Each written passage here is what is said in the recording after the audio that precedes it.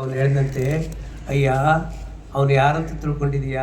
ಪ್ರಥಮ ಪಾಂಡವ, ಕುಂತಿಯ ಹಿರಿಯ ಮಗ ಅವನು. ಸೂರ್ಯದೇವನ ವರಪ್ರಸಾದದಿಂದ ಜನಿಸಿರ್ತಕ್ಕಂಥವನು. ನಂತರ ಧರ್ಮರಾಯನ ವರಪ್ರಸಾದದಿಂದ ಜನಿಸಿರ್ತಕ್ಕಂಥವನು ಧರ್ಮರಾಯ. ಹಾಗಾಗಿ ಅವನು ಪ್ರಥಮ ಪಾಂಡವ ಅಂತ ಹೇಳಿದ ಮೇಲೆ ಅವಾಗ ಅವನಂತೆ ಪಾಟಿಸುವೆ ಮುಳ್ಳನೆ ಮುಳ್ಳನ್, ಮುಳ್ಳಿನಿಂದ ಮುಳ್ಳನ್ನು ತೆಗಿತೀನಿ ಅಂತ ನಿನ್ನನ್ನು ಪ್ರೀತಿ ಮಾಡ್ಯಾನ ಅವನು. ನೀನು ಸರಿಯಾದ ರೀತಿಯಲ್ಲಿ ಅರ್ಥ ಮಾಡಿಕೊಂಡಿಲ್ಲ ಅವನಿಗೆ ಅಂತ ಹೇಳಿದರೆ, ನಮ್ಮ ಕರ್ಣ ಅದನ್ನು ಹೇಳ್ತಾನೆ. ಒಂದು ಘಟನೆಯನ್ನು ಹೇಳ್ತಾನೆ. ಅದು ಅತ್ಯಂತ ಪ್ರಖ್ಯಾತವಾಗಿರುವಂಥ ಪದ್ಯ. ಇಡೀ ಕನ್ನಡ ಸಾಹಿತ್ಯ ಚರಿತ್ರೆಯಲ್ಲಿ ಪಂಪನ ಪದ್ಯ ಅಂದಾಗ ಅತ್ಯಂತ ಶ್ರೇಷ್ಠವಾಗಿರುವಂಥ ಪದ್ಯಗಳಲ್ಲಿ ಒಂದು. ನೆತ್ತ ಮನಾಡಿ ಭಾನುಮತಿ ಸೋಲ್ತಡೆ ಸೋಲಮಲಿಯುವುದೆಂದು ಕಾಡುತ್ತೀರೆ, ಲಂಬಣಂಪರಿಯ ಮುತ್ತಿನ ಕೇಡನೆ ನೋಡಿ ನೋಡಿ ಬಳುಕುತ್ತೀರೆ, ಏವಮ್ಮಿಲ್ಲದೆ ಇದನ್ನಾಯುವುದು ಎಂಬ ಭೂಪೋತ್ತಮರ ಬಿಸುಟಿನಾದಡೆ ಬೇಡನಲ್ಲವೇ ಅನ್ನುವಂಥ ಮಾತದು. ಅದನ್ನು ವಿಸ್ತರಣೆ ಮಾಡೋಕ್ಕೆ ಹೋಗೋದಿಲ್ಲ, ಯಾಕಂದರೆ ಈಗಾಗಲೇ ಊಟದ ವೇಳೆ ಆಗಿದೆ, ಅದು ವಿಸ್ತರಣೆ ಮಾಡೋದಿಲ್ಲ. ಅದರ ಅರ್ಥ ಏನು ಅಂತಂದರೆ, ನೀವು ಏನು ಹೇಳಿದರೂ ಸಹಿತವಾಗಿ ಚಕ್ರವರ್ತಿ ನನ್ನನ್ನು ಅತ್ಯಂತ ಆಪ್ತವಾಗಿ ನೋಡಿದ್ದಾನೆ, ಅದಕ್ಕಾಗಿ ನಾನು ಬಿಟ್ಟು ಬರೋದಿಲ್ಲ. ಇಷ್ಟಕ್ಕೆ ಕರ್ಣ ದೊಡ್ಡ ಮನುಷ್ಯ ಆದ್ನೆ, ಕರ್ಣ ದೊಡ್ಡ ಮನುಷ್ಯ ಆದ್ನೆ, ಕರ್ಣನ ಮಾತು ನಮಗೆ ಮನನಯೋಗ್ಯವೇ ಅಂತ ಕೇಳಿದಾಗ ಹಿಂದಿನ ಘಟನೆಯನ್ನು ಕವಿ ಪಂಪ ಅಲ್ಲಿ ತೆಟ್ಟುಕೊಡ್ತಾನೆ. ಇನ್ನೇನು ಯುದ್ಧ ಪ್ರಾರಂಭ ಆಗ್ತಾ ಇದೆ, ನಾಳೆ ಯುದ್ಧ ಪ್ರಾರಂಭ ಆಗ್ತಾ ಇದೆ. ಇನ್ನೊಂದು 2-3 ದಿವಸದಲ್ಲಿ ವೀರಪಟ್ಟವನ್ನು ಕಟ್ಟಬೇಕು. ವೀರಪಟ್ಟವನ್ನು ಕಟ್ಟುವ ಸಂದರ್ಭದಲ್ಲಿ ಯಾರಿಗೆ ಕಟ್ಟಬೇಕು ಅಂತ ಸಭಾಸದರೆಲ್ಲರೂ ಕುಂತ್ಕೊಂಡು ವಿಚಾರ ಮಾಡಿದಾಗ ಭೀಷ್ಮನಿಗೆ ಕಟ್ಟಬೇಕು ಅಂತ ಬರುತ್ತೆ.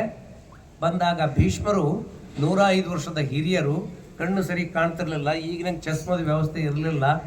ಆ ಕಣ್ಣನ್ನು, ಪಟ್ಟವನ್ನು ಕಟ್ಟಬೇಕಾಗಿದ್ದ ಕಿರೀಟವನ್ನು ಕಣ್ಣುಗಳ ಮೇಲೆ ಬಿದ್ದಿರ್ತಕ್ಕಂಥ ಆ ಕಣ್ರೆಪ್ಪೆಯನ್ನು ಎತ್ತಿ ಕಟ್ಟಿದ್ರು ಅನ್ನುವಂಥದ್ದು ಪಂಪ ತನ್ನ ಕಾವ್ಯದಲ್ಲಿ ದಾಖಲೆ ಮಾಡ್ತಾನೆ.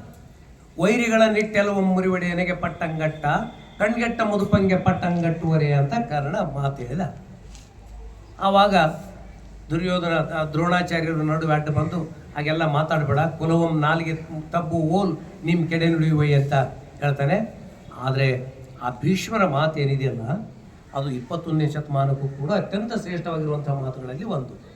ನಿಜೇಶನ ನೆಚ್ಚು ತೋಳ್ಬಲದ ಪೊಡರ್ಪು, ನಿನಗುಳ್ಳನತೆ ನೆನಗುಂಟೆ ಕರ್ಣ, ಮಕ್ಕಳ ಮೇಕೆ ಪಳಂಚಲದ ಪೇಯಣ್ಣ, ಸೂಳ್ ಪಡೆಯಲಪ್ಪುದು ಕಾಣ ಮಹಾಜಿರಂಗದೋಳು. ತೋಳ್ಬಲದ ಪೊಡರ್ಪು, ಜೌವನದ ಸ್ವರ್ಕು, ನಿಜೇಶನ ನೆಚ್ಚು, ಬಾರಕ್ಕೂನ್ ಮಾಫ್. ಯಾಕಂದ್ರೆ ಅದನ್ನ ರಕ್ಷಣೆ ಮಾಡಿಕೊಳ್ಳುವಂಥ ಮಿನಿಸ್ಟ್ರ್ ಒಬ್ಬವನಿದ್ದ ಅಂದರೆ ನೀವು ಏನು ಮಾಡಿದ್ರು ಮಾಫೆ. ಇವತ್ತಿನ ದಿವಸದಲ್ಲಿ ನಾವು ನೋಡ್ತಾ ಇದ್ದೀವಿ, ಏನೆಲ್ಲ ಹಗರಣಗಳು ನಡೀತವೆ. ಒಬ್ಬ ಮಿನಿಸ್ಟರ್ ನಿಮ್ಮಿಂದಿದ್ದ ಅಂತಂದರೆ ಮಾಡಿದ ತಪ್ಪುಗಳೆಲ್ಲವೂ ಮುಚ್ಚಿಕೊಂಡು ಹೋಗ್ತವೆ. ಚಕ್ರವರ್ತಿ ನಿನಗಿರೋನು ಪ್ರೈಮ್ ಮಿನಿಸ್ಟರ್ ಆಫ್ ಇಂಡಿಯಾ, ಅವ್ನು ನೀನು ಏನು ಬೇಕಾದ್ರೆ ಮಾಡ್ಬೋದು. ನಿಜೇಶನ ನೆಚ್ಚು, ಜೌವನದ ಸ್ವರ್ಕು, ನಿನ್ನ ವಯಸ್ಸು ಹೆಂಗೈತೆ ಅಂದ್ರೆ ನೆಲಕ್ಕೆ ಹೋದ್ರೆ ನೀರು ಬರಬೇಕು. ನಮಗೆ ನೆಲಕ್ಕೆ ಹೋದ್ರೆ ನೀರು ಬರ್ತಾವೆ ಕಣ್ಣಾಗ, ಆದರೆ ಕರ್ಣನಿಗೆ ಹೋದ್ರೆ ನೆಲದಾಗ ನೀರು ಬರುವಂಥ ತಾಕತ್ತಿತ್ತು ಅಂತ ಮುಂದೆ ಅರ್ಜುನನ ಘಟನೆಯ ನೆಲವುಗಳು ನಮಗೆ ಪ್ರತಿಪಾದಿಸ್ತವೆ. ಅಂಥ ಸಂದರ್ಭದಲ್ಲಿ ಮಕ್ಕಳ ಮೇಕೆ ಪಳಂಚಲದ ಪೇಯಣ್ಣ, ಯಾಕೆ ಕುಣಿದಾಡ್ತೀಯ ಹುಡುಗ, ಸೂಳು ಪಡೆಯಲಪ್ಪದು ಕಾಣ ಮಹಾಚಿರಂಗದೋಳು, ನಿನಗೂ ಆ ಪಾಳಿ ಬರ್ತೈತಿ ಅಂತ. ಅವನು ಅಲ್ಲಿ ತನೂ ನಾನು ಬಿಲ್ಲನ್ನು ಹಿಡಿಯೋದಿಲ್ಲ ಅಂತ ರಣರಂಗ ಭೂಮಿಯಲ್ಲಿ ಬಿಲ್ ಬಿಸಾಕಿ ಹೋಗ್ಬಿಡ್ತಾನೆ.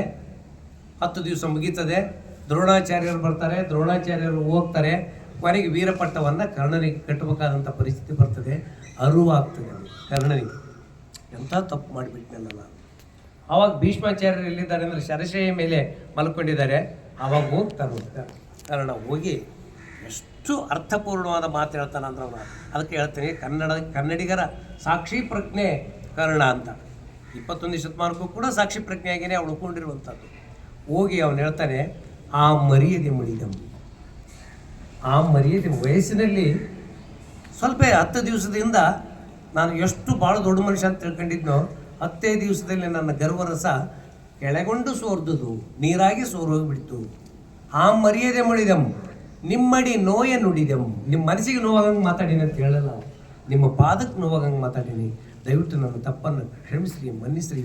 ಯಾಕಂದ್ರೆ ನೀವು ಅವತ್ತೇ ಭವಿಷ್ಯ ಹೇಳಿಬಿಟ್ರಿ, ಸೂಳ್ ಪಡೆಯಲಪ್ಪದು ಕಾಣ ಮಹಾಜರಂಗದೋಳು. ಅನುಭವ ಯಾವತ್ತಿಗೂ ಭವಿಷ್ಯವನ್ನು ಪ್ರತಿಪಾದಿಸ್ತಾರೆ. ಭೀಷ್ಮನೇ ಇರ್ಬೋದು, ನಮ್ಮ ಹಿರಿಯರೇ ಇರ್ಬೋದು, ಅನುಭವಿಗಳೇ ಇರ್ಬೋದು. ಅದಕ್ಕಾಗಿ ಯುವ ಕವಿಗಳಾಗಿರ್ತಕ್ಕಂಥವ್ರಿಗೆ ನಾವೊಂದು ಕಿವಿಮಾತು ಏನು ಹೇಳ್ತೇನೆ ಅಂದರೆ, ಅಂಥ ಇಂಗ್ಲೀಷ್ ಸಾಹಿತ್ಯದಲ್ಲಿ ಕೃತಿಯನ್ನು ರಚಿಸಿರ್ತಕ್ಕಂಥ ಮಿಲ್ಟನ್ನನು ಗ್ರೀಕ್ ಮತ್ತು ಲ್ಯಾಟಿನ್ ನಾನು ಓದಲಿಲ್ಲ ಅಂತ ಕೊರಗುತ್ತಾನೆ. ಮುಂದೆ ಬರ್ತಕ್ಕಂಥ ಜಾನ್ ಕೀಟ್ಸ್ ಹೇಳ್ತಾನೆ, ನಾನು ಮಿಲ್ಟನ್ನಂಥ ಬರಹಗಾರ ಆಗಬೇಕು, ಶೇಕ್ಸ್ಪಿಯರ್ನಂಥ ಬರಹಗಾರ ಆಗಬೇಕು, ಇಡೀ ಕೇವಲ 23-24 ವರ್ಷದಲ್ಲಿನ ಜಗತ್ತು ಪ್ರಸಿದ್ಧವಾಗಿರುವಂಥ ಕೃತಿಗಳನ್ನು ಕೊಟ್ಟಿರ್ತಕ್ಕಂಥ ಕೀಟ್ಸು ಅಳುತ್ತಾನೆ. ಅವನಿಗೆ ಬ್ಲಡ್ ಕ್ಯಾನ್ಸರ್ ಬಂದ್ಬಿಡುತ್ತೆ, ಅಳುತ್ತಾನೆ ಕುಂತ್ಕೊಂಡು. ನನ್ನ ಆಯುಷ್ ಇಷ್ಟು ಕ್ಷೀಣ ಆಗ್ತಾ ಇದೆಯಲ್ಲ, ನಾನು ಮಾತಾಡಿದ್ರೆ ರಕ್ತ ಸೋರ್ತಾ ಇದೆಯಲ್ಲ, ನನ್ನ ಬಾಯಿಂದ ರಕ್ತ ಬೀಳ್ತಾ ಇದೆ, ಆಯುಷ್ಯ ಕ್ಷೀಣಿಸ್ತಾ ಇದೆ, ನಾನು ಶೇಕ್ಸ್ಪಿಯರ್ ಆಗಬೇಕು, ನಾನು ಮಿಲ್ಟನ್ ಆಗಬೇಕು ಅಂತ ಅಳ್ತಾ ಇದ್ದಂತೆ. ನಮ್ಮ ಕನ್ನಡ ಸಾಹಿತ್ಯದಲ್ಲೂ ಕೂಡ ಅಂತಹ ಬಹುದೊಡ್ಡ ಪರಂಪರೆ ಅನ್ನುವಂಥದ್ದಿದೆ. ಆ ಪರಂಪರೆಯನ್ನು ನಾವು ಓದ್ಕೊಳ್ಳೋದೇ ಹೋದರೆ, ನಾವೊಂದು 4 ಸಾಲನ್ನು ಬರೆದು ಜನರಿಗೆ ಒಪ್ಪಿಸ್ತೀವಿ ಅಂದರೆ ಜನ ನಮ್ಮನ್ನು ಪ್ರೀತಿಸೋದಕ್ಕೆ ಸಾಧ್ಯನೇ ಇಲ್ಲ. ಆದರೆ ರಮೇಶ್ ಸಿ ಬನ್ನಿಕೊಪ್ಪ ಅವರು ಈ ಬರೆದಿರ್ತಕ್ಕಂಥ ಆಫ್ ಚಹಾ ನನಗೆ ಬಹಳ ಖುಷಿ ಕೊಟ್ಟಿರ್ತಕ್ಕಂಥ ಕೃತಿ ಅನ್ನುವಂಥದ್ದನ್ನು ನಮ್ಮ ವಿದ್ಯಾರ್ಥಿ ಮಿತ್ರರಾಗಿರುವಂಥ ಬೇರಿಗೆ ಅವರು ಭಾಳ ಚಂದ ಅನಾಲಿಸಿಸ್ ಮಾಡಿದ್ದಾರೆ. ಅದರ ಬಗ್ಗೆ ಹೆಚ್ಚಿಗೆ ನಾನು ಏನು ಹೇಳೋಕ್ಕೆ ಹೋಗೋದಿಲ್ಲ.